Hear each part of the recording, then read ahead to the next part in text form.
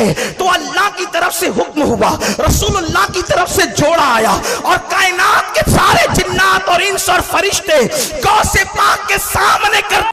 السلام علیکم، میں عادل قادری۔ اس سال عید میلاد پر اپنے لیے ٹوپیاں، شال اور نالین پاک عادلقادری.com سے خریدیں۔ السلام علیکم۔ صلی اللہ علیہ وسلم کے پیارے دیوانوں، یہ جو کائنات ہے، کائنات، یہ کائنات کے دو نظام ہے۔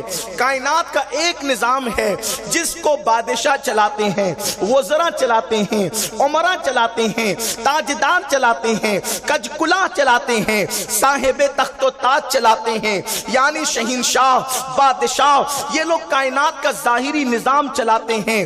اللہ اللہ، میرے آقا صلی اللہ علیہ وسلم کے دیوانوں، اگر کوئی چوری کرتا ہے تو اس کو پکڑا جاتا ہے، یہ بادشاہوں کا قانون ہے۔ اگر کوئی چوری کرتا ہے اس کو سزا دی جاتی ہے، یہ بادشاہوں کا قانون ہے۔ اگر کہیں پر جو ہے وہ بدنظمی ہوتی ہے تو وہاں پر معاملات کور کیے جاتے ہیں، فسادات کو روکا جاتا ہے، یہ ظاہری قوانین ہیں۔ لیکن ایک کائنات کا باطنی نظام بھی ہے۔ جب بارش نہیں ہوتی تو بارش کسی کے طفیل ہوتی ہے، دانے نہیں اگتے تو دانے کسی کے طفیل اگتے ہیں۔ جب گرمی زیادہ ہو جاتی ہے تو اس کو ٹھنڈک میں تبدیل کسی کے طفیل کیا جاتا ہے۔ کائنات کے اندر مصیبتیں آنے والی ہوتی ہے تو کوئی مصیبتوں کو اپنے سر لے کر کے سارے بندوں کو مصیبتوں سے بچا لیا کرتا ہے، سارے بندوں کو تکالیف سے بچا لیا کرتا ہے۔ بادشاہ مصیبتوں سے بچنے کی تدبیر تو کر سکتا ہے لیکن مصیبتوں سے بچا نہیں سکتا۔ کیا آپ نے نہیں دیکھا اتنی بڑی ریاست کیرلا پانی کے اندر ڈوب گئی، بڑے بڑے حکمراں دیکھتے رہ گئے، بڑے بڑے کچکلا دیکھتے رہ گئے، بڑی بڑی سپاہ دیکھتی رہ گئی۔ یاد رکھیں، جب قدرت کسی کو ڈبانا چاہتی ہے تو کوئی مدد نہیں کر سکتا، اور جب قدرت کسی کو تیرانا چاہتی ہے تو عالمی طوفان میں بھی نوح کی کشتی تیرتی بھی نظر آتی ہے۔ میرے پیارے آقا علیہ السلام کے پیارے دیوانوں، بات اتنی ہے، بادشاہ تدبیر کر سکتا ہے لیکن کسی کو بچا نہیں سکتا، کوشش کر سکتا ہے لیکن کسی کو بچا نہیں سکتا۔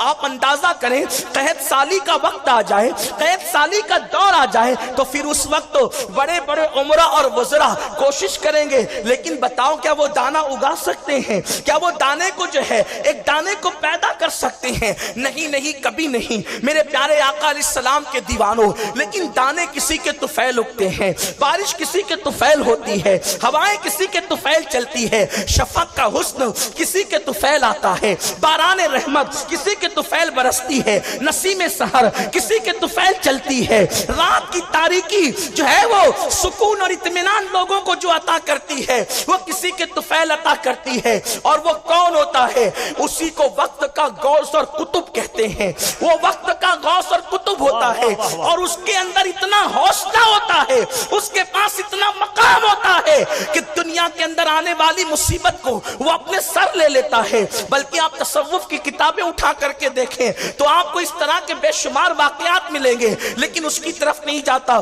جلد اپنے اصل عنوان کی طرف آنا چاہتا ہوں۔ میرے پیارے آقا علیہ السلام کے دیوانوں، وہ غوث ہوتا ہے، وہ قطب ہوتا ہے، اور جو غوث اور قطب ہوتا ہے اس کی شان یہ ہوتی ہے کہ وہ اللہ رب العزت کی اس کائنات کے اندر باطنی نظام کو سنبھالتا ہے، سہارا دیتا ہے، اور اس کے ہاتھ اتنے لمبے ہوتے ہیں، بظاہر تو اس کے ہاتھ انسانوں کی طرح ہوتے ہیں لیکن اس کے ہاتھوں کی طاقت اتنی لمبی ہوتی ہے کہ وہ مسلح پہ کھڑے رہ کر سمندروں تک ہاتھ پھیلا کر کے جو ہے وہ ڈوبتی ہوئی کشتیوں کو تراتا ہوا نظر آتا ہے۔ میرے پیارے آقا صلی اللہ علیہ وسلم کے دیوانوں، بہت وقت میں گنجائش نہیں ہے اس لیے کہ ایک سفر درپیش ہے، ورنہ یہ مستقل عنوان ہے کہ مقام قطبیت کیا ہے اور قطبیت کی شان کیا ہے اور مقام غوثیت کیا ہے۔ لیکن یاد رکھیں، حضور غوث پاک رضی اللہ تعالیٰ عنہ غوث العظم ہے اور غوث العالم ہے، غیاث الکونین ہے۔ سرکار غوث پاک کی شان کیا ہے آپ توجہ کریں۔ لیکن غوث پاک 6 صدی ہجری میں پیدا ہوئے ہیں، بلکہ 5ویں صدی کے اندر پیدا ہوئے، 6 ہجری میں دنیا سے تشریف لے گئے۔ سرکار غوث العظم دستگیر दस्तगीर 470 या 71 हिजरी में दुनिया में तशरीफ लाए। गौसे पाक का मकाम क्या है? ठोकर मारते तो मुर्दा जिंदा होता है, कश्तियों को तिराते हैं। मेरे प्यारे आका अलैहिस्सलाम के दीवानों, आप अंदाजा करें, ये गौसुल आजम दस्तगीर जो मकाम गौसियत कुबरा पे फाइज है, तो ये कमोबेश तकरीबन 13वें नंबर के कुतुब है, 13वें नंबर की गौसियत कुबरा की कुर्सी पे फाइज है। आप अंदाजा करें कि जो 13वें नंबर का हो, जो 13वें नंबर की गौसियत कुबरा की कुर्सी पे फाइज हो, उसकी शान ये है कि वो कहते हैं कि औरों के सूरज निकलकर गुरूब हो गए, अब्दुल कादिर जिलानी का सूरज कभी गुरूब नहीं हो सकता। औरों के मुर्ग बोलकर चुप हो गए, अब्दुल कादिर का सूरज, अब्दुल कादिर का मुर्ग कभी चुप नहीं हो सकता।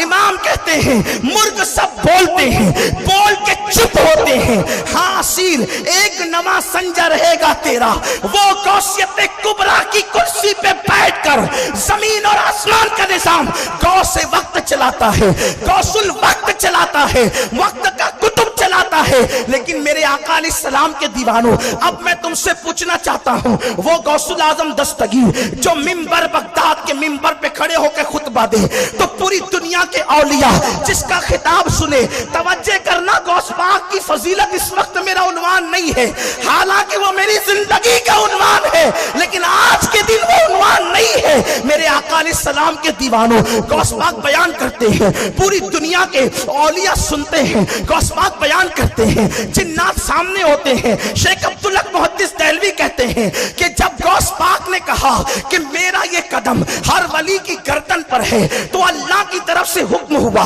रसूलुल्लाह की तरफ से जोड़ा आया और कायनात के सारे जिन्नात और इंस और फरिश्ते गौसे पाक के सामने कर दिए गए कि उफक भर गया और मुस्तफा जाने रहमत ने कहा बोल मेरा ये कदम हर वली की गर्दन पर है।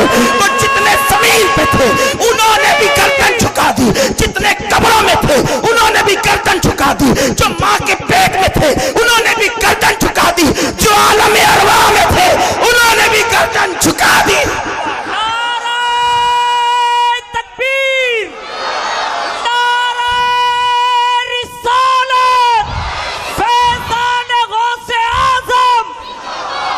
ये 13वें या 14वें नंबर के गौस की शान है। इससे